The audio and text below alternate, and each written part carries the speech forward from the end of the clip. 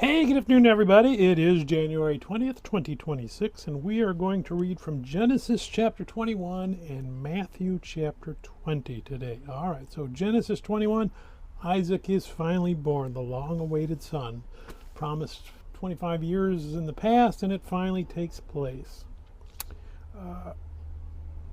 Isaac is circumcised, nothing but good times, and righteousness will abound. Well, not necessarily. First problem we have is Hagar and Ishmael. Again, Sarah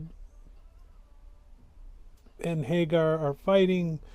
Ishmael is bad-mouthing Isaac, and the solution is to send them away, which is actually against the norm for that time period. Again, most peoples in that era said, hey, if you have a second wife and you have a second son, you can't act like the first one doesn't exist.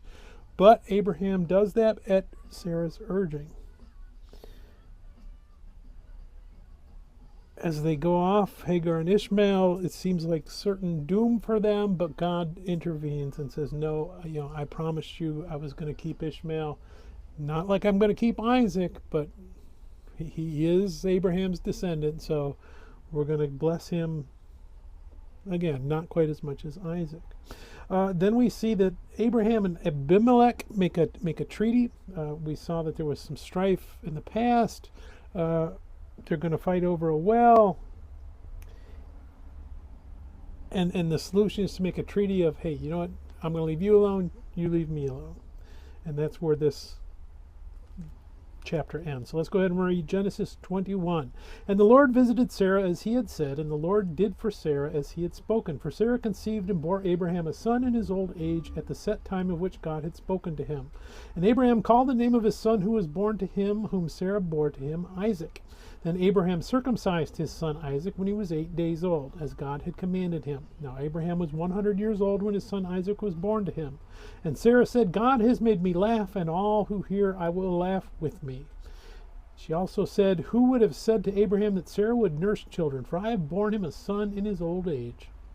So the child grew and was weaned, and Abraham made a great feast on the same day that Isaac was weaned. And Sarah saw the son of Hagar, the Egyptian, whom she had borne to Abraham, scoffing. Therefore she said to Abraham, cast out this bondwoman and her son, for the son of this bondwoman shall not be heir with my son, namely with Isaac. And the matter was very displeasing in Abraham's sight because of his son. But God said to Abraham, do not let it be displeasing in your sight because of the lad or because of your bondwoman. Whatever Sarah has said to you, listen to her voice, for in Isaac your seed shall be called. Yet I will also make a nation of the son of the bondwoman, because she is your seed. So Abraham rose early in the morning and took bread and a skin of water, and putting it on her shoulder, he gave it and the boy to Hagar and sent her away. When she departed and wandered in the wilderness of Beersheba, and the water in the skin was used up, and she placed the boy under one of the shrubs. Then she went and sat down across from him at a distance of about a bowshot, for she said to herself, let me not see the death of the boy. So she sat opposite him and lifted her voice and wept. And God heard the voice of the lad. Then the angel of God called to Hagar out of heaven and said to her, what ails you, Hagar? Fear not, for God has heard the voice of the lad where he is. Arise, lift up the lad, and hold him with your hands, for I will make him a great nation. Then God opened her eyes, and she saw a well of water. And she went and filled the skin with water, and gave the lad a drink. So God was with the lad, and he grew and dwelt in the wilderness, and became an archer. He dwelt in the wilderness of Paran, and his mother took a wife for him from the land of Egypt.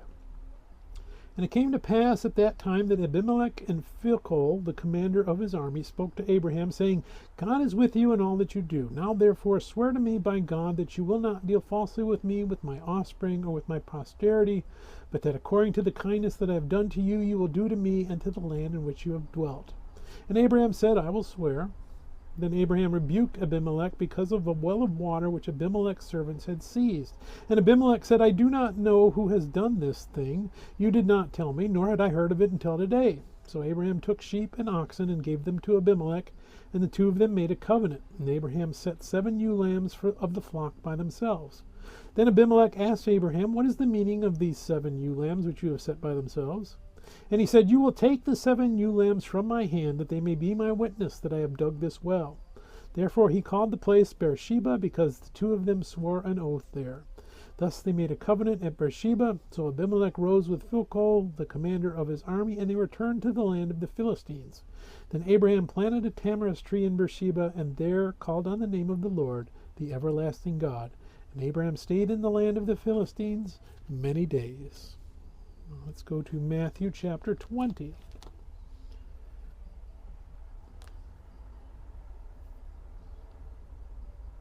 For the kingdom of heaven is like a landowner who went out early in the morning to hire laborers for his vineyard. Now when he had agreed with the laborers for a denarius a day, he sent them into his vineyard. And he went out about the third hour and saw others standing idle in the marketplace, and said to them, You also go into the vineyard, and whatever is right I will give you. So they went. Again he went out about the 6th and the 9th hour, and did likewise. And about the 11th hour he went out and found others standing idle, and said to them, Why have you been standing here idle all day? They said to him, Because no one hired us. He said to him, You also go into the vineyard, and whatever is right you will receive. So when evening had come, the owner of the vineyard said to his steward, Call the laborers and give them their wages, beginning with the last to the first. And when those who came were hired about the 11th hour, they each received a denarius. But when the first came, they supposed that they would receive more, and they likewise received each a denarius. And when they had received it, they complained against the landowner, saying, These last men have worked only 1 hour, and you made them equal to us who have borne the burden and the heat of the day. But he answered one of them and said, Friend, I am doing you no wrong. Did you not agree with me for a denarius? Take what is yours and go your way. I wish to give to this last man the same as you. Is it not lawful for me to do what I wish with my own things? Or is your eye evil because I am good? So the last will be first, and the first last. For many are called, but few chosen. Great parable to explain exactly what Jesus meant when he said the first will be last, the last will be first. We all receive of the bounty of heaven because of Christ's sacrifice. And it doesn't matter if you came to him when you were a child, or a young man, or an old man, or on your deathbed. The last is first, the first is last. Once you accept Christ, we are all equal. Verse 17, Now Jesus, going up to Jerusalem, took the 12 disciples aside on the road and said to them, Jerusalem's on a mountain, so they're going up the mountain to get to Jerusalem. Verse 18, Behold, we are going up to Jerusalem, and the Son of Man will be betrayed to the chief priests and to the scribes, and they will condemn him to death and deliver him to the Gentiles to mock and to scourge and to crucify. And the third day he will rise again. So this is the third time he's explaining exactly what's going to happen. And each time was much more in depth. So he's leaving no doubt in their minds what's going to happen. Now, they still have doubts in their mind, but not because of what Jesus said. They are still perceiving the Messiah through their own lens. That okay, no, he's going to come and he's going to take care of the Romans for us, and he's going to restore the kingship, and they're not seeing the big picture of, no, he's come to defeat death and sin itself. Verse 20, Then the mother of Zebedee's sons came to him with her sons, kneeling down and asking something from him. And he said to her, What do you wish? And she said to him, Grant that these 2 sons of mine may sit, one on your right hand and the other on the left in your kingdom.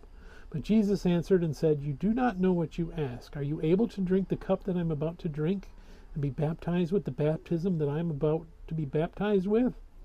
And they said to him, We are able. He said to them, You will indeed drink my cup and be baptized with the baptism that I am baptized with, but to sit on my right hand and on my left is not mine to give, but it is for those for whom it is prepared by my Father. The cup that he's going to drink is God's wrath poured out on sin. And he asked his disciples, you ready to do that? And they say, yes. And see, James is beheaded in Acts 12. John, the tradition says that they tried to put him to death, and he didn't die, and then he is exiled to Patmos. And in fact, all of the other disciples are martyred at some point. I guess technically John's martyred too, he just didn't die. But Jesus is telling them, no, yes, you're going to follow me in the persecutions, but the order of how we're going to sit in heaven has already been determined by God. And we saw the 12 apostles will sit on the 12 thrones that judge the 12 tribes. Verse 24, and when the 10 heard it, they were greatly displeased with the 2 brothers. Well, they're kind of saying, oh, shoot, we should ask him first. is the sense of that. 25, but Jesus called them to himself and said, you know that the rulers of the Gentiles lord it over them, and those who are great exercise authority over them. Yet it shall not be so among you, but whoever desires to become great among you, let him be your servant, and whoever desires to be first among you, let him be your slave. Just as the Son of Man did not come to be served, but to serve, and to give his life a ransom for many. So again, there's their perception of greatness, and Jesus is saying, no, you need to be a servant. That's the one. That's where the leadership is, being the servant of others. 29, now as they went out of Jericho, a great multitude followed him, and behold, 2 blind men sitting by the road. When they heard that Jesus was passing by, cried out, saying, have mercy on us, O Lord, Son of David.